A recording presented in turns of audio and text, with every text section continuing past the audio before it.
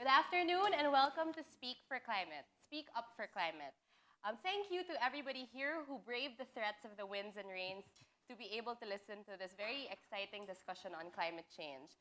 And good afternoon also to those who are following the discussion via live streaming at interaction.com/speakupforclimate and on Twitter at World Bank Asia and at Interaction. My name is Ana Oposa and I wear many hats. I am the co-founder of Save Philippine Seas, the Youth Implementation Specialist of the Asian Development Bank, and the Greeneration Ambassador of the Climate Change Commission. But for this afternoon, I will be serving as the moderator of Speak Up for Climate. This event is part of the World Bank's Development Discussion Series. Now, the Philippines is always named as one of the most vulnerable countries to the impacts of climate change. And while this poses several challenges, it also provides several opportunities. And it's been said many times that the youth are the future and the hope of tomorrow, but I beg to disagree. We too are the leaders of today. We're very grateful that the World Bank and Interaction, the online news portal of TV5, have organized an event like this, where young people like you and me have the opportunity to discuss pressing issues with world leaders. And to be more inclusive, we're also live streaming this discussion to make sure that other people who couldn't be here today can still be part of the event. That said, we are also known as the social media capital of the world, and today let's make the most out of that by harnessing the power of social media by tweeting our thoughts and questions for today's discussion using the hashtag #SpeakUpForClimate with the 4 as the number 4. And without further ado, I would like to introduce the president of the World Bank Group, Dr. Jim Kim. He was born in Seoul, South Korea, and studied in Harvard in the United States, and he is a doctor of medicine and anthropology. As the director of the World Health Organization's HIV and AIDS Department, Dr. Kim led the 3x5 initiative, the first ever global goal for the AIDS treatment in developing countries in 2005. Now, his resume is much longer and will probably take another discussion, so I'll introduce now Dr. Jim Kim. Thank you, Anna. Thank you very much. Afternoon. Thank you. Thank you. Thank you. And thank everybody for being here. We're very excited about this event. Dr. Kim, you just came from Tacloban, Yes. and recently we're also at the tsunami hit area in Japan. Yes. Right? And what can the Philippines learn from other countries in terms of building resilience to disasters? Maybe you can talk about how your experience was like in Tacloban. Sure. You know, it was, we all felt so badly for the people of Leyte. And I actually called President Aquino about 10 days after the event and expressed our condolences, and also we were able to move money very, very quickly to help. You know, we spent a lot of time in Palo, in Tanawan, and also in Tacloban City talking to people who had really been impacted. And you know, it's now coming on 7 or 8 months, but you could see that the pain from the experience was still very raw, there, yeah. very much there with the people. And I kept asking, so what do you want now? What are you calling for? And you know, their aspirations were just that we want to get back to the life we had before. And President Aquino has committed to building back better, which is really important. I think there is an opportunity, and we actually saw it in progress. We saw the building of homes. And rather than just using bricks, they were using iron rebar to make it more sturdy. So I think this is the opportunity. You know, unfortunately, in developing countries, there's the investments that we've made in resilience have just been nowhere near enough.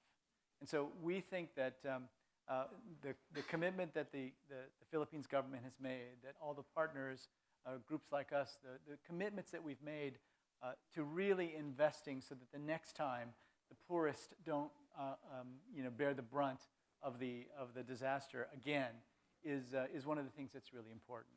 You know, in Sendai, when I went to visit, the size of the surge was just stunning. I mean, we were on top of a hill that was about 40 feet high, and the water had come up that high.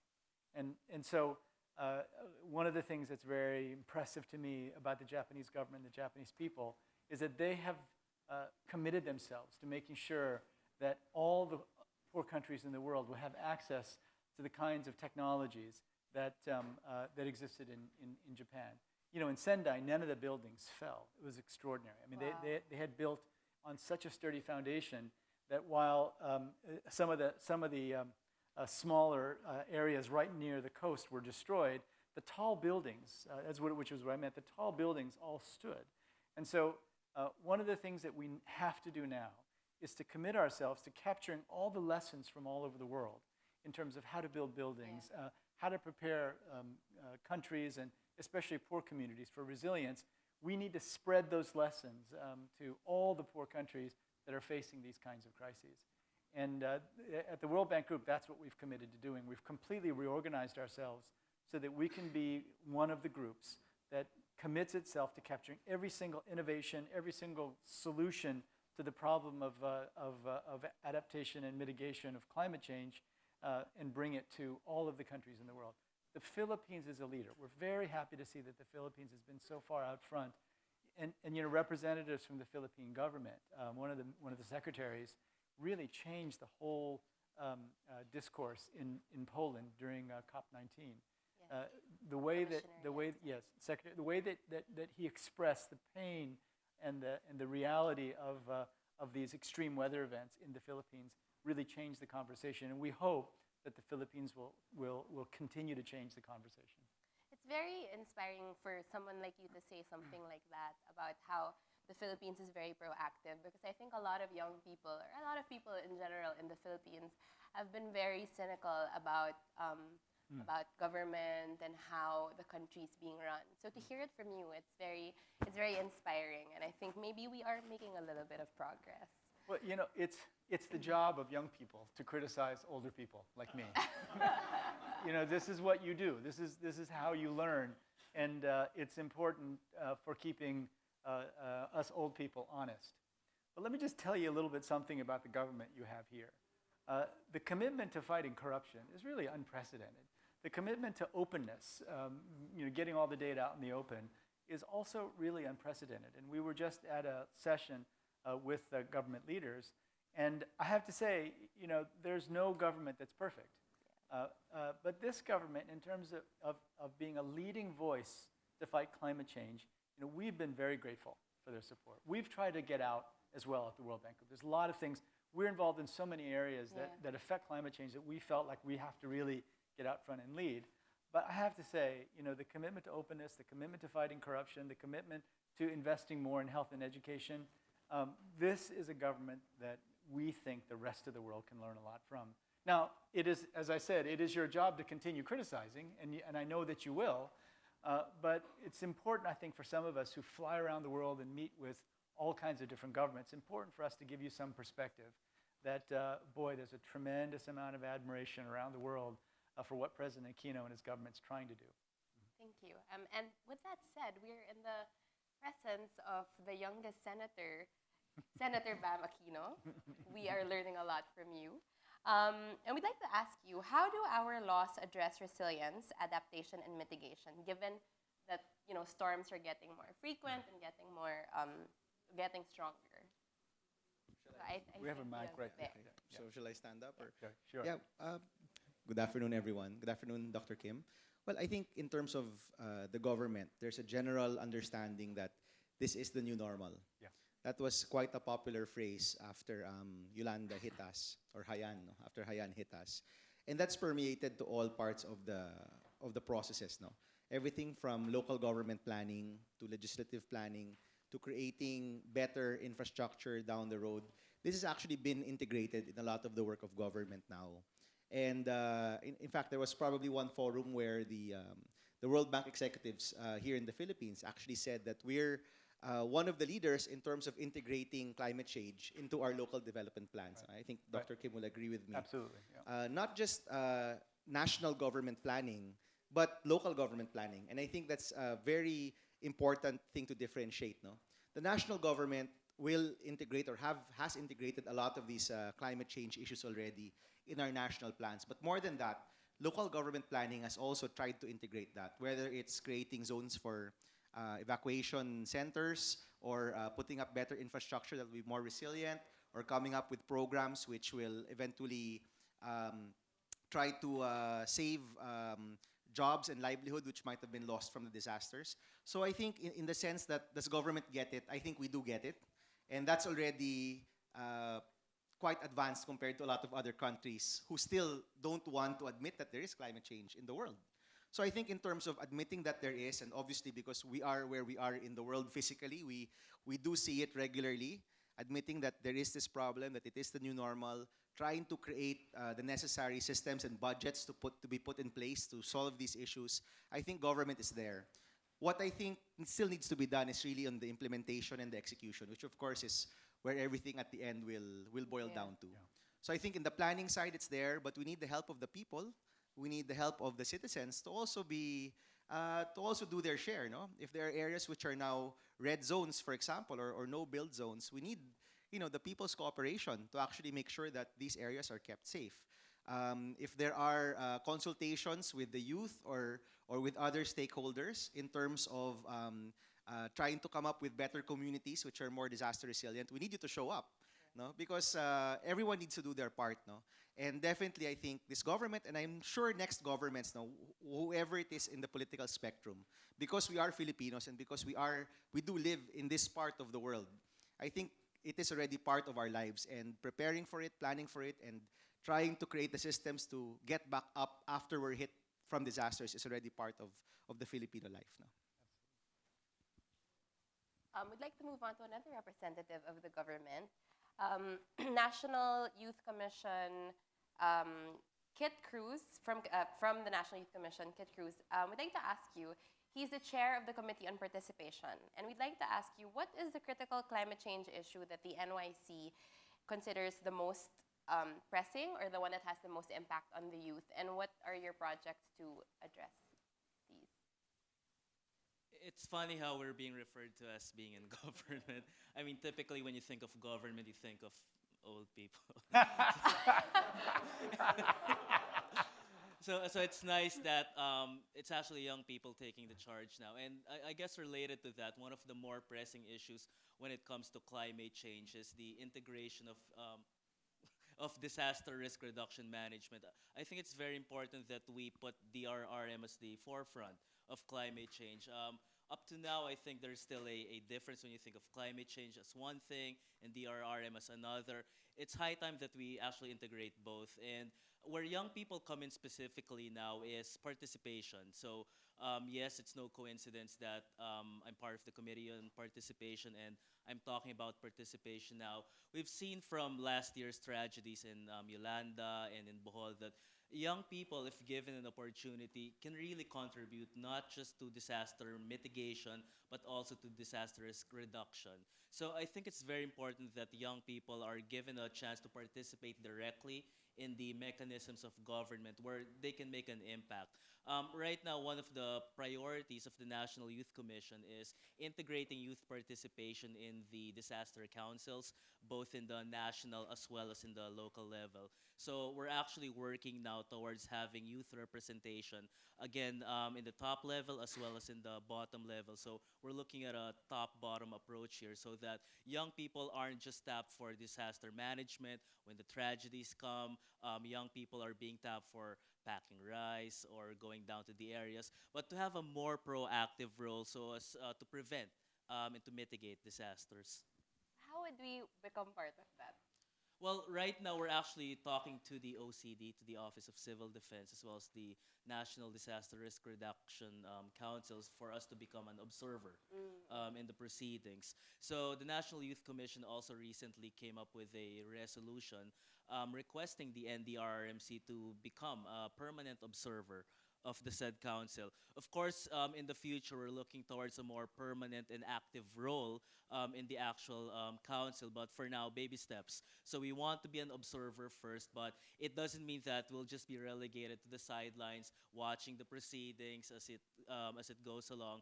But we're trying to be a bit more realistic in our approach. We want to be an observer first, but of course, by already sitting in the council, it gives us an opportunity to spread down to the grassroots, the going-ons in the top level, and at the same time, the youth or youth representation can also be a part of the local level, specifically in the regional, all the way down to the barangay levels. So observer first, but of course, by having a foot in the door, will be able to sow down to the grassroots, so to speak, what the going ons in the top.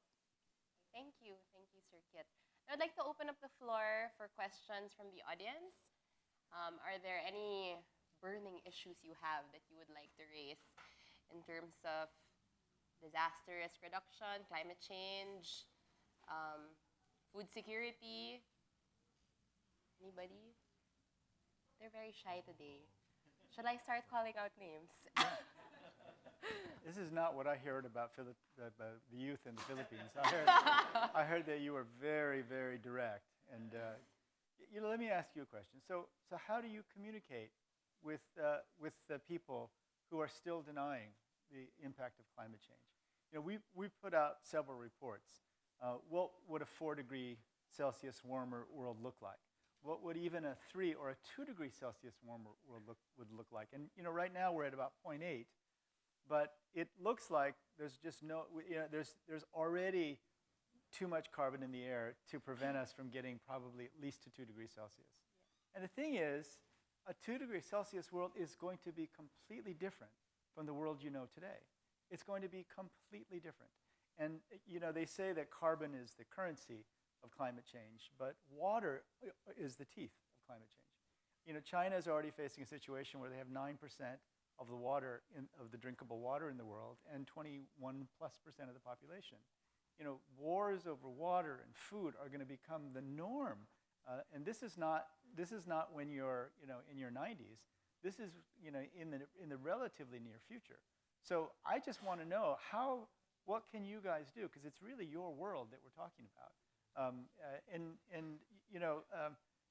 for people who think, well, maybe my grandchildren will be affected. We're talking about potentially getting close to 2 degrees Celsius in 2030, right? You will all still be young by that time. I will be much older, but I will still be here, right?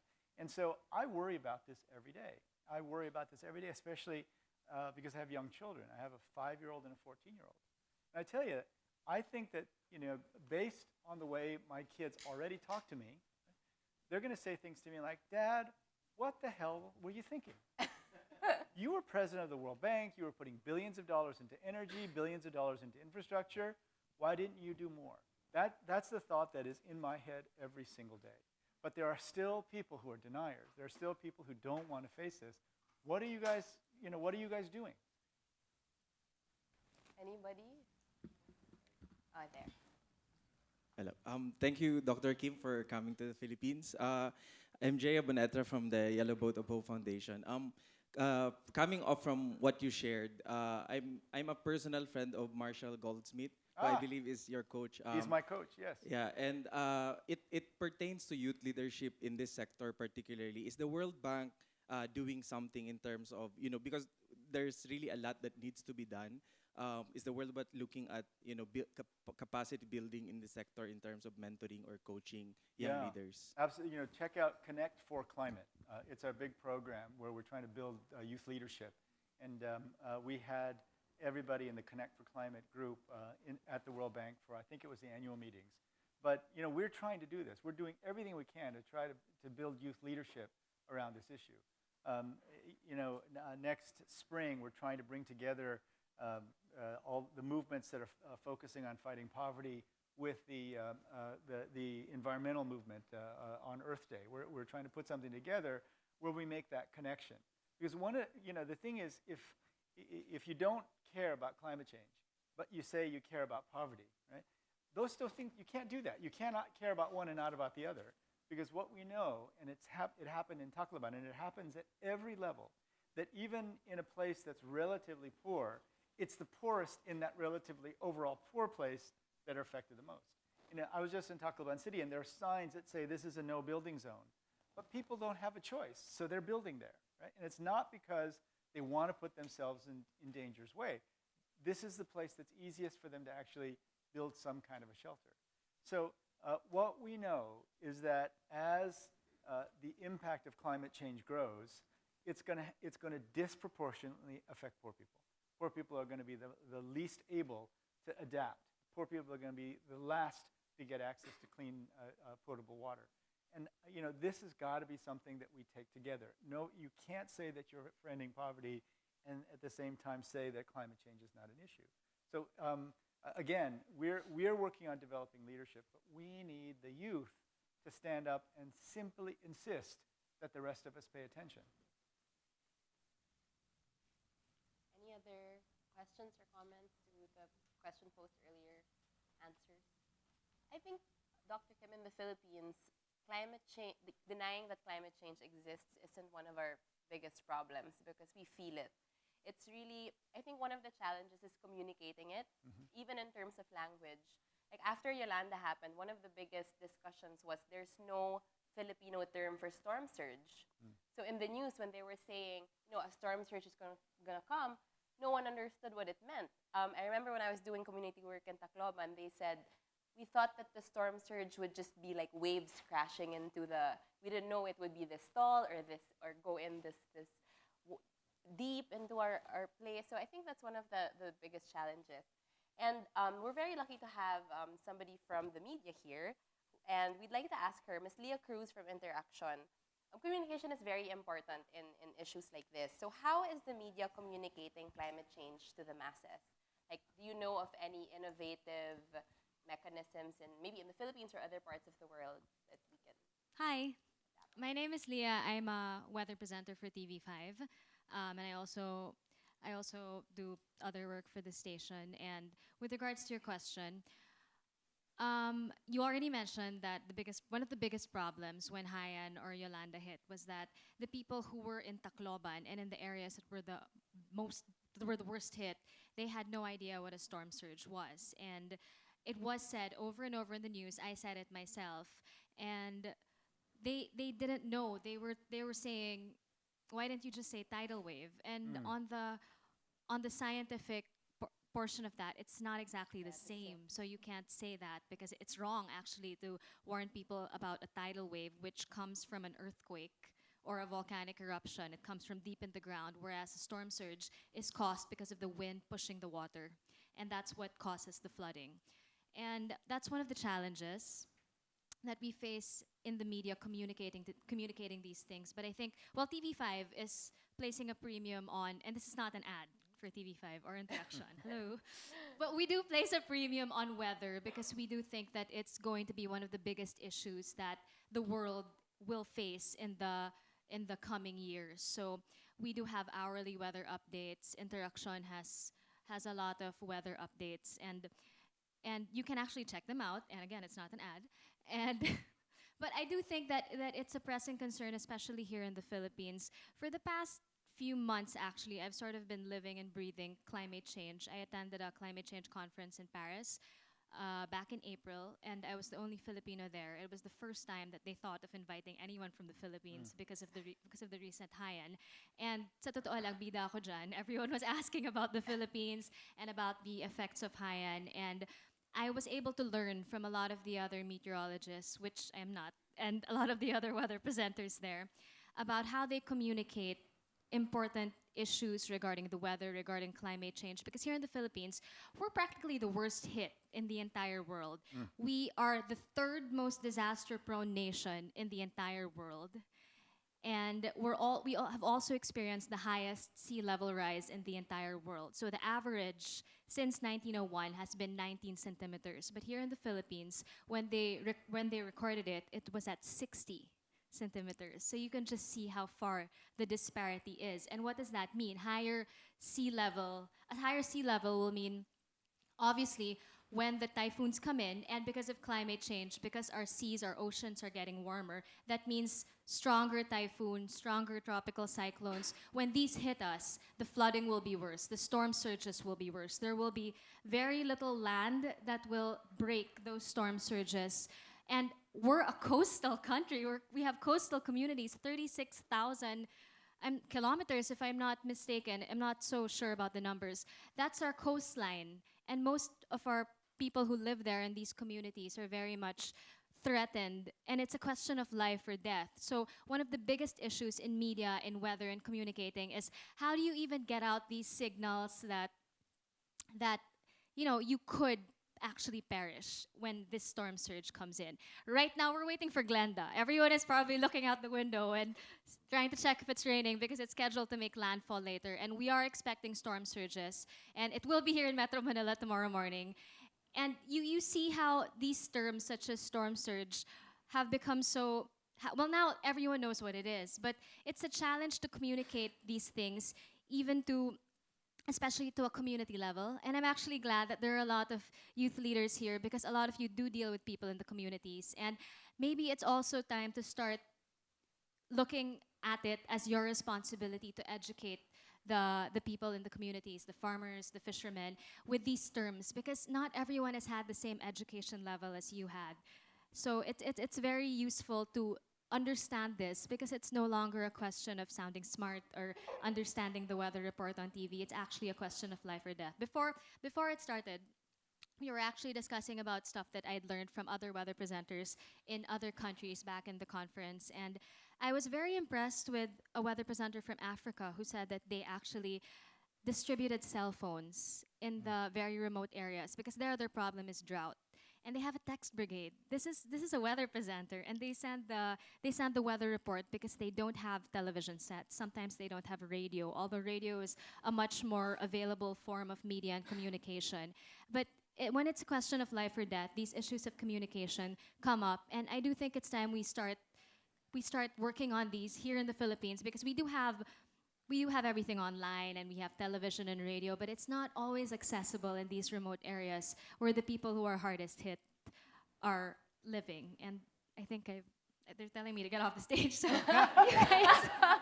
you guys can go back. We'd like to open again the floor for questions from the audience. Two back here. Yeah.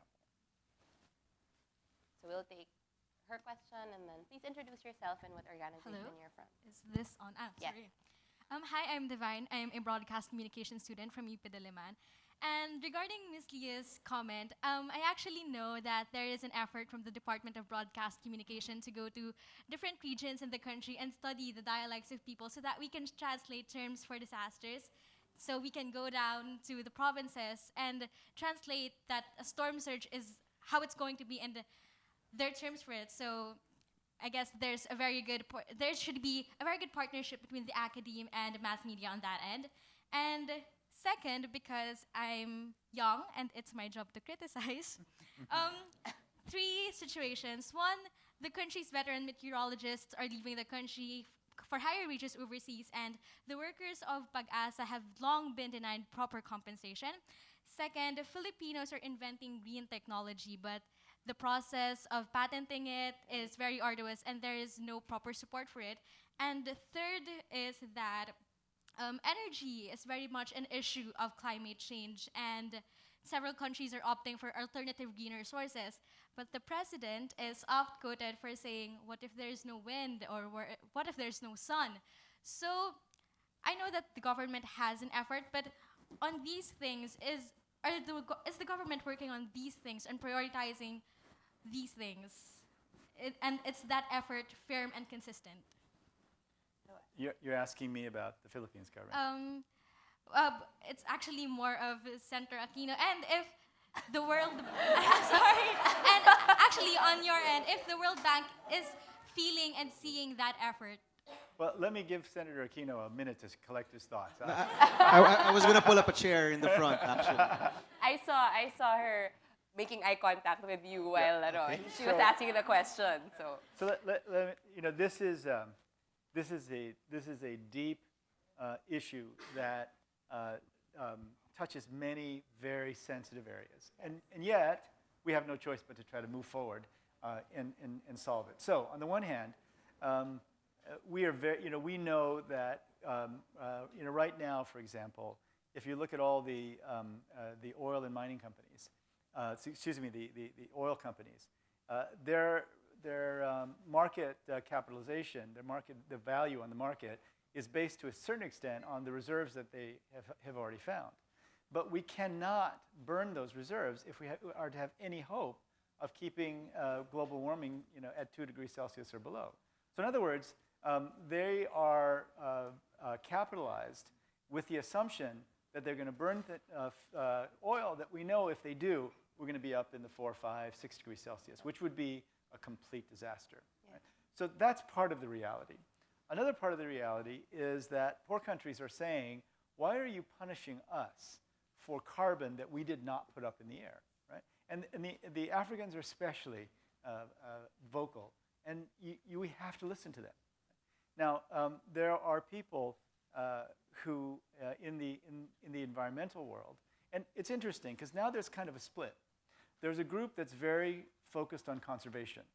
And then there's another group that's saying, well, you know, the biggest crisis is climate change. And they're actually different positions. Because a group that's just focused on conservation, for example, is very much against hydroelectric power. Whereas the group that's really focused on climate change says, well, my goodness, what other options do we have, right? So this is very complicated stuff right now. Here's what we believe. First of all, we think that developing countries have a right to power. And they have a right to continuous power. So when President Aquino says, what about if there's no sun or no wind? He's exactly right. Because there's not a country in the world that has developed on the basis of intermittent power. And with just solar and wind, you are not going to get a consistent base load of power. So we've got to find a way to do that. Now, in my view, it means we have to aggressively go after geothermal. I mean, the whole area in Leyte, the electricity, I understand, is based on geothermal. So we've got to go after geothermal. We've got to get serious about hydroelectric power. We know that there is a bad history of hydroelectric power projects gone awry. But you know, the thing is, we have no choice. If we go into Africa and we say to the Africans, you can't have coal, you can't have nuclear, and you can't have hydroelectric power, we're not serious. We're not serious about their right to power and their right to have their industries and their businesses grow to create jobs. And it's the same thing here in the Philippines. The Philippines needs power. So we've got to use every single clean source that we can. And we're just not there yet with solar and hydro. We don't have the capacity to do concentrated solar and store the energy so that we can provide a continuous baseload. It's just not possible yet. So the way we feel about it is, you know, there are many, many different justice issues involved. There's the social justice issue related to poor people who didn't put the carbon in the air having a right to power. But then there's the climate justice issue, which is quite different, for example, than what the conservationists say, who really want to focus on not disturbing the environment so that they can enjoy nature, right? And we're in the middle of trying to negotiate all those things. My own view is what we'll end up with is a much deeper commitment to hydroelectric power, every effort we can make to tap geothermal power, but then also a very wise use of solar and wind so that over time, as the technology gets better, we may be able to use it as base load. But these are just scientific realities that we have to face. And there's no easy answer. I mean, there's just so much disagreement, even right now, in the environmental community. We've got to go forward, though. Thank you for that, Dr. Okay, Senator. I guess he answered everything already, no? But maybe just to add, it's really hard, no? It's really difficult. If we could survive purely on the alternative, it's not even alternative anymore, and the renewable energy sources, then we should. But currently, as Dr. Kim said, no, the science isn't there yet. But it will get there, and I really believe that maybe in the next 5 to 10 years, you will see more efficient solar batteries, you'll see more efficient, clean type of energy, and we should be able to shift and move there when these technologies are ready. Now, I won't repeat what Dr. Kim said, but let me just add that on our front, as Committee on Trade chairperson, I'm looking at the issue partly as an ease of doing business issue. What do I mean? We have a lot of renewable energy companies who want to come into the Philippines, but are having a hard time getting the right permits. To put up a micro solar plant or a micro hydro plant takes you about 300 signatures. I mean, that inefficiency, you can, for me, I equate inefficiency with corruption. Yeah. If you're making it extremely difficult for someone to do something, it's as if, you're already infringing upon their right to be able to transact. So I look at it from that point of view. If these smaller players, and we're talking about 1 megawatt, 2 megawatt types of installations in a few rivers or a few biomass type installations, for example, for farms so they can be self-sustaining, if it takes you so much to be able to put something up or even to go to market, then that's a type of corruption already.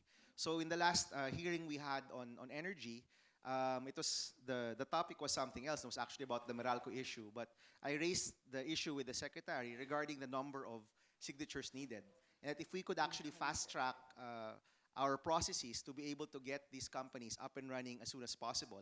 And most of these are actually smaller companies which do transact in renewable energy. Then hopefully we'll be able to help in that mix and create a better mix for our country, no? Because you can't have just one source, no? Right. The reality now is that you have all these different sources, and you're trying to be able to get a mix which actually is best for the people, which is price, and of course the best for the environment, which is as much as possible, as renewable as possible. Now, just to finally add to what Dr. Kim had mentioned also, we're actually doing well in terms of geothermal. We're the second largest geothermal producer in the world, next to the US. It's already the Philippines. So this is one aspect I think that we don't really talk about enough. Our Mindanao is largely run by the hydro, by the waterfalls, and there are some issues on that, but hopefully if we can repair or improve the facilities, you can actually get more energy from the hydro plants there.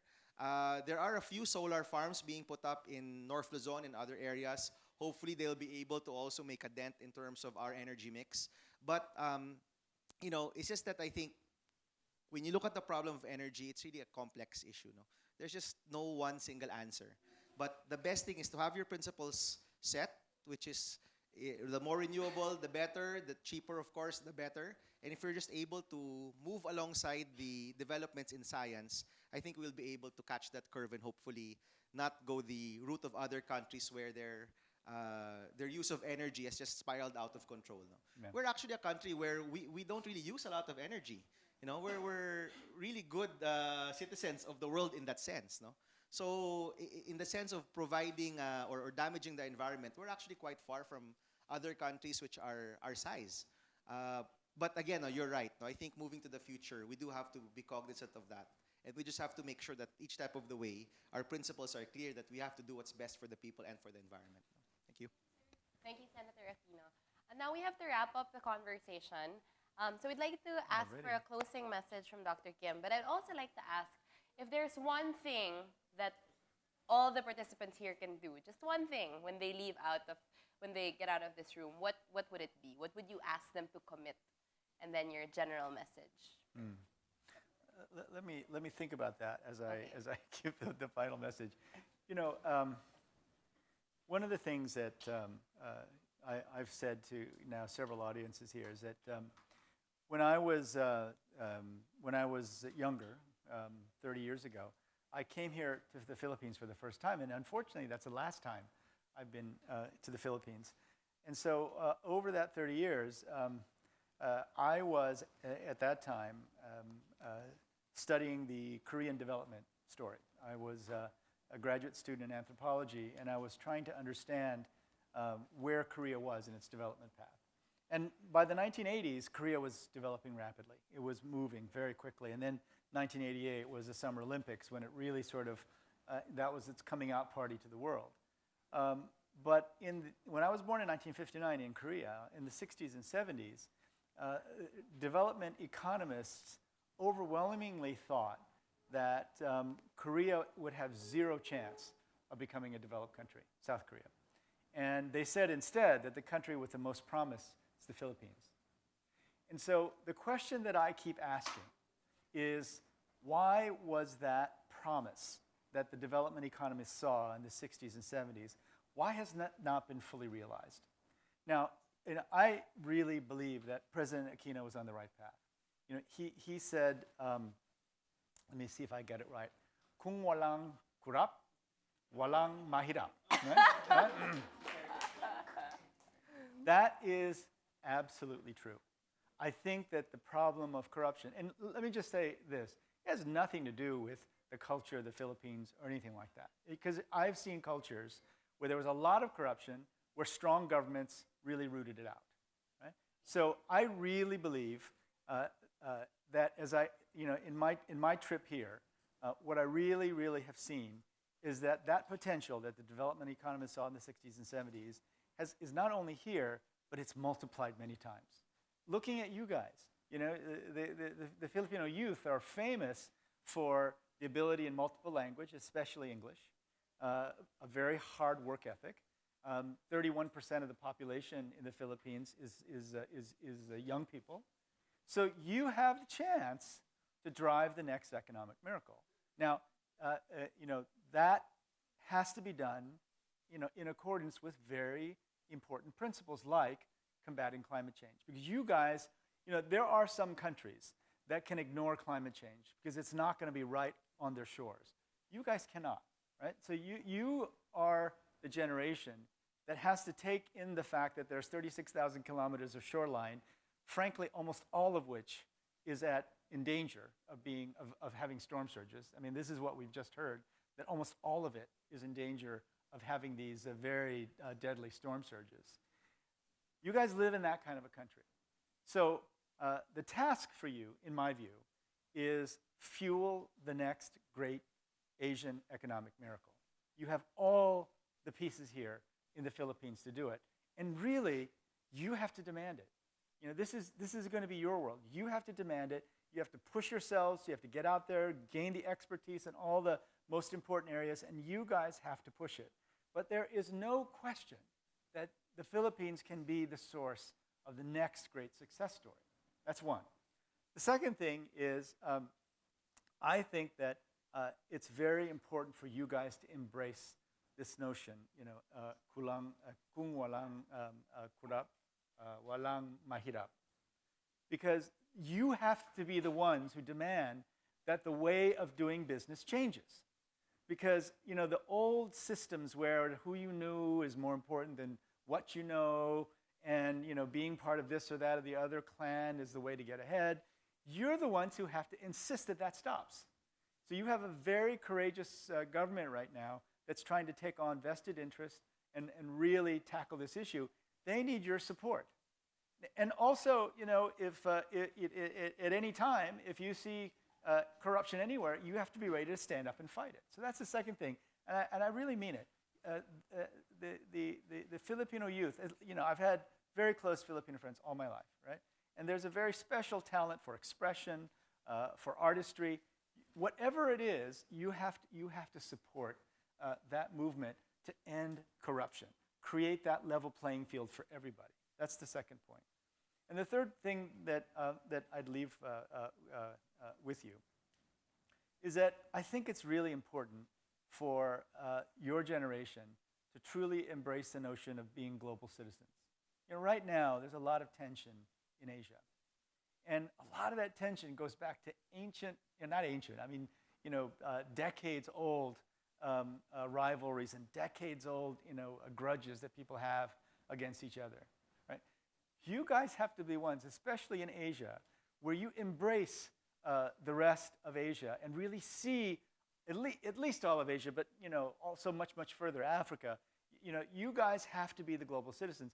You have literally the world at your fingertips in your smartphones. You know, when I was in Bolivia, the president of Bolivia, Evo Morales, took me to 14,000 feet, way up in the mountains, to play soccer with him, of all things, football maybe, as you recall. And as we were landing in the most remote village in Bolivia, people were taking pictures of us with their smartphones. You know, when I went to Uttar Pradesh, you know, the poorest state in India, the people there were watching Korean soap operas on their smartphones, right? How many of you watch Korean soap operas? Right? So, you know, it's a different world. Everybody knows how everyone else lives, and everybody wants a better life. They want to join the global middle class. It's really important for you guys to embrace the rest of the world, especially Asia, but don't fall prey to these old wounds, these old prejudices, these old grudges that people have, and just insist that the world's going to be different from here on. That the world is going to be a place where if you work hard, there's going to be a level playing field and you can get ahead. So I'm sorry, it's not one thing. I said three things. But I have to tell you, I'm walking away from the Philippines just full of hope and optimism for this country. Right? You take stock of all the things that you guys have. This is one of the most global international countries in the world. The lingua franca these days, unfortunately, or not, depending on your perspective, is English. When Japanese and Korean businessmen do business together, they speak in English. You guys have that skill, without question, more than any other country in East Asia. Make use of it, be global citizens, tackle the problems, insist on the fight against corruption. And I am sure that when you get to be an old man like me, you will be really proud of being the generation that drove the next great Asian miracle. Thanks very much for coming. Thank you, Dr. Zerm. So thank you to everybody here today and to those following the discussion online. Remember, the youth of today are supposed to fuel the next economic miracle, the next Asian economic miracle, and write the next great success story. But no pressure. Thank you again. Can I say yes. my last? So Yes. I've been really practicing my Tagalog. So I just want to end by saying, mula sa isang kapatid, maraming salamat.